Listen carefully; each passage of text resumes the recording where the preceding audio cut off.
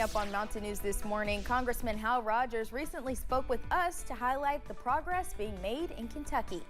Plus, the Kentucky Senate president spoke on how Kentucky politics differ from the national stage and how it's changed over time. Dedicated to Eastern and Southern Kentucky, this is WYMT Mountain News this morning.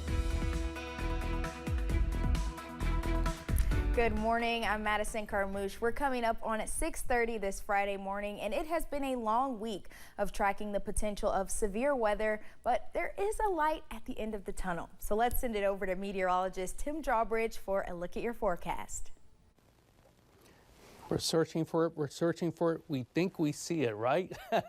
Another first alert day here on WYMT for the potential and likelihood of additional heavy rainfall, and that's the reason why the flood watch has been extended twice now until 8 o'clock tonight. The same counties as you end up going from Estill and Breathitt and Wise counties out through the Cumberland Valley and into northern portions of Tennessee.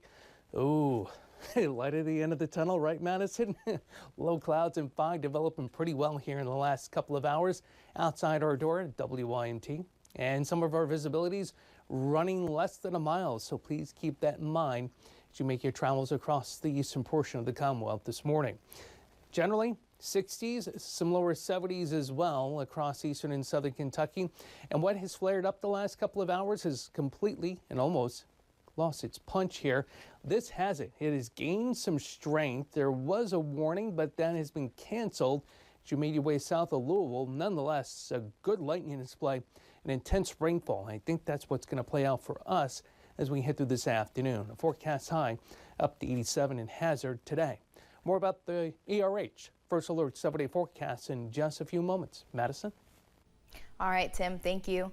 Former Kentucky Governor Steve Beshear is recovering after a car crash that happened Wednesday. His son, Governor Andy Beshear, posted about it on social media Thursday, saying, quote, "Yesterday morning, my father was in a single car accident. He will make a full recovery. Our family appreciates all of the kind words and prayers we've received. God is good even when things are tough. Dad is going to be okay. He's already calling me to offer more advice," end quote. Steve Beshear will be 80 next month. Ever since President Biden announced he was dropping out of the 2024 presidential race, all eyes have been on Vice President Kamala Harris, who quickly announced she is seeking the nomination. Kentucky has been under the spotlight as Governor Andy Beshear is just one potential VP pick being vetted by candidate Kamala Harris's team. Beshear even received a shout out alongside Minnesota Governor Tim Walz of Minnesota from the United Auto Workers Union. And for Governor Beshear to be doing what he's doing now, putting Kentucky on the national map, letting people know what an outstanding political leader we have in this state, I think is tremendous. CBS News reports that a pick is expected to be made Monday. It is also expected that the vice presidential candidate pick will appear with Vice President Harris at campaign events in battleground states next week. One supporter of the former president is Congressman Hal Rogers. WYMT had the chance to talk with him yesterday about a number of hot topics. WYMT's Amelia Lee has some of the highlights. Congressman Hal Rogers applauded recent news from the Social Security Administration Commissioner, focusing on overpayment relief for victims of Eric C. Kahn. Now, Social Security is saying, we're no longer going to force you to repay that money. And in fact, if you've already paid some, we're going to refund those dollars. Rogers says it has been a frustrating process. But it's been 7 years, and it's inexcusable. This was a horrendous fraud, the biggest in Social Security history. Something else talked about for years, plans to build a federal prison in Letcher County. He thinks it will finally happen. We need this new prison to adequately house those prisoners. But for the community and the region, it's jobs and economic development. He dismissed the concerns of those against the prison, who claim there are better ways to improve the economy. We're ready to have those jobs, 300 jobs that the prison would hire. So I think it's on the way, and it's a good thing. It will be a good thing for Letcher County and the state of Kentucky. Rogers also says nearly $150 million for various projects in eastern Kentucky is coming if Congress approves. In Perry County, Amelia Lee, WYMT, Mountain News. Rogers listed those projects in our interview. You can see the whole conversation here. We also discussed national politics on WYMT.com. The election cycle has been unique and historic, to say the least. And politicians in the Commonwealth are watching closely. I was able to sit down with Kentucky Senate President Robert Stivers to talk about what makes Kentucky politics different.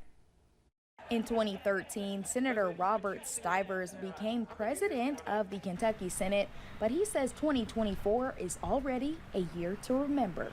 It's not a political scenario or atmosphere or universe that has been seen for probably 50 years. Stivers says this is because Americans are entering the pivotal conversations before decisions are made. People didn't even know if we were in session most of the times. Now they know what we're actually doing in real time in session because they're watching it, they're seeing it because of technological changes. In the previous legislative session, a bipartisan budget of $136.7 billion in state and federal funds was passed. Division sales, and what I would tell you that if you look at what most bills do, there's probably only a handful of bills that aren't almost totally agreed upon. Stivers says media showcasing constant infighting in national politics does not represent how Kentucky politics operate. I think when you look around, when everything is said and done, I think the system in the state of Kentucky is much better because we're citizen legislators. He adds seeing colleagues on a personal level is what builds personal respect in the legislature. Stivers says while funds are allocated, it takes time to get boots on the ground and to see the funding in action. Kentucky college campuses will likely see more new technology this fall in the form of artificial intelligence. An instruction specialist with the Eastern Kentucky University says towards the end of the spring semester, 3/4 of students were using AI, but 2/3 of faculty were not using it. Now, those with the university say they are preparing to see more use of AI in the coming semester. Some are still cleaning up after storm damage earlier this week. One area hit hard was the Redbird Mission Work Camp in Clay County. The camp lost power to a number of buildings and even had a car totaled by a fallen tree limb. Took power lines down. I mean, it did quite a bit of damage. That's going to take, a while to get repaired. But because of the damage that was done here, we're probably going to be out in our office for about a week. So it's going to be difficult to operate. Adams said that camp members and workers came together and cleaned up most of the damage soon after the storm.